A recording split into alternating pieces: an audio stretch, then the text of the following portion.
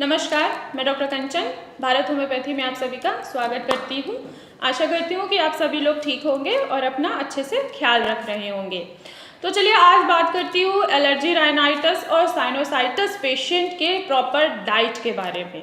अगर आपको ट्रीटमेंट के दौरान यही नहीं पता है कि आखिर आप खाने में ऐसी क्या चीज़ें लें जिससे आपकी एलर्जी जो है वो धीरे धीरे कम हो जाए और आपकी प्रॉब्लम जो है वो बिल्कुल जड़ से ख़त्म हो जाए, तो आज हम इसी टॉपिक पे बात करते हैं कि आखिर हम खाने में ऐसा क्या खाएं या खाने में ऐसा क्या चीज़ें हम अवॉइड करें कि हमारी एलर्जी जो हो रही है वो ठीक हो जाए।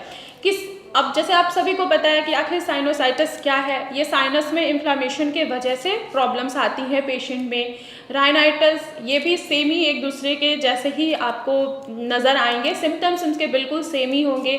नाक से पानी आना, छींके आना, सर में दर्द होना, हल्का हल्का खांसी आना। अगर यही बहुत ज़्यादा सीवियर एलर्जी राइनाइटिस या साइनोसाइटिस है तो खांसी जो होगी वो 1 महीने से या 1 महीने से ज़्यादा भी हो सकती है। अब इसके डाइट के बारे में बात करते हैं कि जिन पेशेंट को किसी पेशेंट को किसी ना किसी चीज़ से एलर्जी है, तो अगर जिन पेशेंट को मूंगफली से एलर्जी है या जिन पेशेंट को मिल्क से एलर्जी है, तो उन पेशेंट को मैं यही कहूँगी कि मूंगफली और मिल्क का सेवन बिल्कुल ना करें। अगर आप मूंगफली खाते हैं तो उससे आपकी एलर्जी जो होगी वो बढ़ेगी, वो कम नहीं होगी। तो आप अपने खाने में प्रोटीन डाइट को बैलेंस में लेके चलें, क्योंकि जो मूंगफली है वो एक तरीके का प्रोटीन ही है। अगर आप प्रोटीन डाइट ले रहे हैं तो उनको बैलेंस में कर लीजिए। जैसे आप दाल ले सकते हैं, पल्सेस ले सकते हैं, पल्सेस में आप मूंग की दाल खा सकते हैं। इससे भी आपकी एलर्जी जो होगी वो कंट्रोल में रहेगी। मैदे वाली चीज़ें आपको बिल्कुल अवॉइड करना है। अगर आप मैदा रेगुलर बेसिस पे खा रहे हैं तो इससे आपकी एलर्जी कभी भी कम नहीं होगी, उल्टा एलर्जी जो है वो आपका बढ़ेगा। मैदे में अगर बात करें कि मैदा से बनी क्या क्या चीज़ें हो सकती हैं, तो जैसे आजकल लोग बहुत ज़्यादा बाहर के फास्ट फूड की तरफ ज़्यादा ध्यान देने लगे हैं। तो मैं उनसे यही कहूँगी कि अगर आपको अपनी एलर्जी ठीक करनी है तो बाहर के जितने भी फास्ट फूड हैं आप उनको अवॉइड कर दीजिए, बिल्कुल बंद कर दीजिए। अब वो फास्ट फूड क्या क्या हो सकते हैं जो मैदा से बनी होती हैं, जैसे कि पेस्ट्रीज़ हो गया, पैटीज़ हो गया, बर्गर हो गया, पिज़्ज़ा हो गया। अगर आप ये सारी चीज़ें रेगुलर बेसिस पे खा रहे हैं या हफ्ते में गैप करके भी खा रहे हैं तो भी आपकी एलर्जी की जो समस्या है वो कम नहीं हो सकती है, उल्टा ये आपकी इंक्रीज़ होगी। फिर आपको लगेगा कि ट्रीटमेंट तो हम ले रहे हैं फिर भी हम ठीक क्यों नहीं हो रहे हैं, क्योंकि आप ट्रीटमेंट के साथ साथ डाइट फॉलो नहीं कर रहे हैं।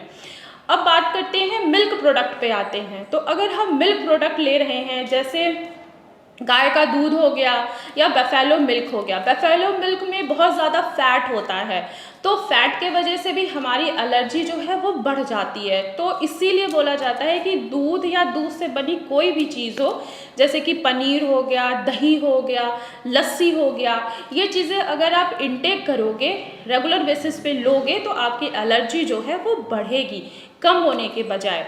तो इन चीज़ों को भी आप कुछ दिनों के लिए अवॉइड करें ड्यूरिंग ट्रीटमेंट ही। अगर आप ट्रीटमेंट ले रहे हैं तो, अगर ट्रीटमेंट नहीं ले रहे हैं तो आप इन सारी चीज़ों को अवॉइड ज़रूर करिए। अब बात करते हैं कि हम खाने में क्या ले सकते हैं। तो आप खाने में जिसमें मैग्नीशियम ज़्यादा हो, जैसे कि लीफी वेजिटेबल्स, जैसे कि साग में मैग्नीशियम, आयरन बहुत ज़्यादा मात्रा में मिलता है, जिससे आपकी इन्फ्लामेशन को वो कंट्रोल करेगा। अगर इन्फ्लामेशन कंट्रोल होगा तो जाहिर सी बात है कि आपकी एलर्जी जो है वो भी कंट्रोल होगी। एंटीऑक्सीडेंट फ्रूट्स लीजिए, जैसे कि एप्पल अगर आप खाएंगे तो उससे भी आपके इन्फ्लामेशन जो होगा आपके लंग्स में, अल्वोलाइज में, नेजल कैविटी में, वो सारी इन्फ्लामेशन आपकी कम होगी। जब इन्फ्लामेशन कम होगा तो आपकी एलर्जी की जो मात्रा होगी वो भी कम हो जाएगी। अगर हम ड्राई फ्रूट्स की बात करते हैं तो ड्राई फ्रूट्स में आप सारे ड्राई फ्रूट्स नहीं खा सकते हैं, आप सिर्फ वॉलनट यानी कि अखरोट खा सकते हैं, आप बादाम खा सकते हैं। ये बहुत ही अच्छा ड्राई फ्रूट्स होता है। जितने भी एलर्जिक पेशेंट होते हैं, इवन कि अस्थमा के पेशेंट भी होते हैं, सीओपीडी के भी पेशेंट्स होते हैं, वो बादाम और अखरोट रूटीन में खा सकते हैं। और अगर एलर्जी को और भी कम करना है, बिल्कुल तरीके से ठीक करना है, आप अपने खाने में अदरक ज़रूर यूज़ करें, क्योंकि इनमें एक जिंजोरल नाम का कंपाउंड होता है जो आपकी एलर्जी के लेवल्स को कम कर देता है। इसलिए आप अपने खाने में अदरक ज़रूर यूज़ करें। अगर आप एक चाय भी पी रहे हैं तो उसमें भी अदरक ज़रूर डालें। अगर और हम बात करें कि और आप क्या यूज़ कर सकते हैं, तो आप हल्दी भी यूज़ कर सकते हैं, क्योंकि जो आपको एलर्जी जो आपकी बढ़ रही है उस एलर्जी को हल्दी जो है वो कम कर देता है। तो आप हल्दी भी यूज़ कर सकते हैं। तो ये रही बात कि आप खाने में क्या क्या लें, क्या खाने में आप अवॉइड करें।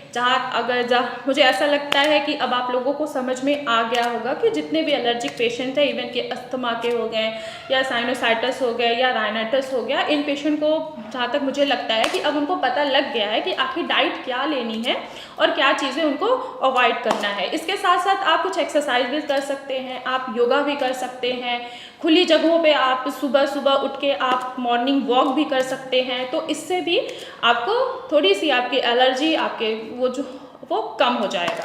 तो आज की वीडियो में बस इतना ही। नेक्स्ट वीडियो में मैं फिर आपसे मिलूँगी।